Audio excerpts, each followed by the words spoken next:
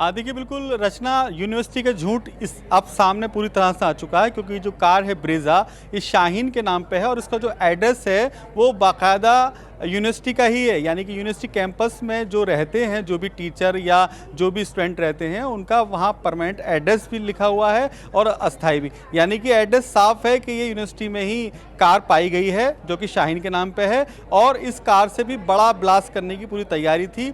और यूनिवर्सिटी ने जैसे पहले कहा था, जैसे अभी आपने भी कहा कि यूनिवर्सिटी ने अपना पल्ला झाड़ते हुए कहा कि हमारा कोई मतलब नहीं है डॉक्टर मुजम्मिल से, लेकिन अब सीधे सीधे तार जुड़ते दिखाई दे रहे हैं, क्योंकि जो कार बरामद हुई है ब्रेजा कार, वो यूनिवर्सिटी परिसर से ही बरामद हुई है। और बड़ी बात यह है डॉक्टर शाहीन के नाम पर ही ये कार रजिस्टर्ड है। साथ के साथ जो उसमें एड्रेस लिखा हुआ है वो भी यूनिवर्सिटी का ही एड्रेस है, अल फलाह यूनिवर्सिटी। तो अब इस बात से इनकार नहीं किया जा सकता कि पूरे तार जो जुड़ते नजर आ रहे हैं वो इस यूनिवर्सिटी से जुड़ते नजर आ रहे हैं। यानी कि साफ तौर पर अगर हम इसको कह सकते हैं कि आतंकवाद में पूरी तरह सम्मिलित है ये यूनिवर्सिटी, क्योंकि इसकी जांच अब ईडी भी करेगी, क्योंकि कहां से फंडिंग हुई है इसकी, कहां से इसको पैसा मुहैया कराया गया था, कैसे इसके स्थापित जो करने वाले लोग हैं वो कौन लोग हैं। तो ये ज़रूर कहा जा सकता है कि यूनिवर्सिटी की दिक्कतें बिल्कुल बढ़ेंगी, क्योंकि पूरी जो जांच का दायरा आकर समेट रहा है वो यूनिवर्सिटी पे ही आकर समाप्त हो रहा है।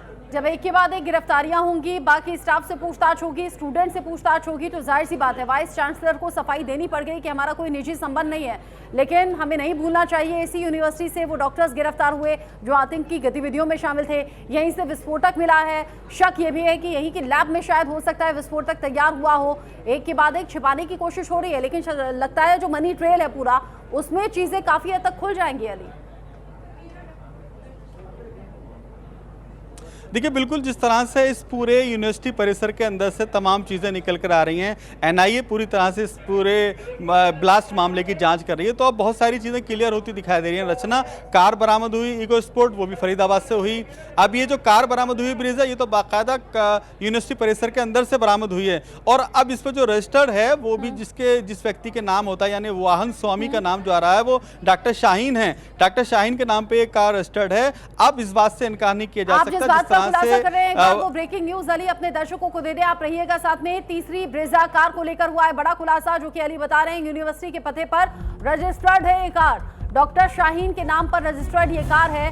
यानी यहाँ सीधे तौर पर साफ हो गया कि डॉक्टर शाहीन, यहाँ एड्रेस उसका जो है टेम्परेरी वो यूनिवर्सिटी का है, परमानेंट एड्रेस भी है, और डॉक्टर शाहीन के नाम पर ये कार रजिस्टर्ड है जो कि अल फलाह यूनिवर्सिटी से ही बरामद की गई है। यानी वो डॉक्टर शाहीन जो सीधे बता रही है कि जैश के संपर्क में थी, वो डॉक्टर शाहीन जो बता रही है पिछले 2 साल से विस्फोटक इकट्ठा कर रही थी, वो डॉक्टर शाहीन जो कि मुजम्मिल की महिला मित्र है, वो डॉक्टर शाहीन जिससे अपने परिवार ने ही पूरी तरह से जो नाता है वो तोड़ दिया था, एक्स हस्बैंड ने भी नाता तोड़ दिया था क्योंकि डिवोर्स हो गया था, और अब चल चुकी थी वो आतंक के रास्ते पर, पूरी तरह से कट्टरपंथी रास्ते पर चल चुकी थी। और अब इस कार का इस्तेमाल हो सकता है भविष्य में किसी बड़े बॉम्ब ब्लास्ट के लिए होना हो। डॉक्टर शाहीन के नाम पर यह कार रजिस्टर्ड है, जिसके ये दस्तावेज भी आप टीवी स्क्रीन पर देख रहे हैं। अली, ये पूरी चीजें ऐसी हो गई हैं कि जांच का केंद्र फरीदाबाद की ये अल फलाह यूनिवर्सिटी बन गई है। अब सफाई भले ही दी जा रही है, लेकिन सफाई देते देते शायद यूनिवर्सिटी भी थक जाए, क्योंकि एक के बाद एक कड़ियां यहीं से जुड़ रही हैं। और अब तो सवाल ये भी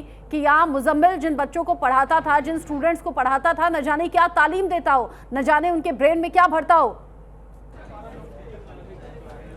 रचना, साफ तौर पर ये जो घटना हुई है उससे साफ जाहिर है कि मोहम्मद मुजम्मिल क्या अपने छात्रों को पढ़ाता होगा।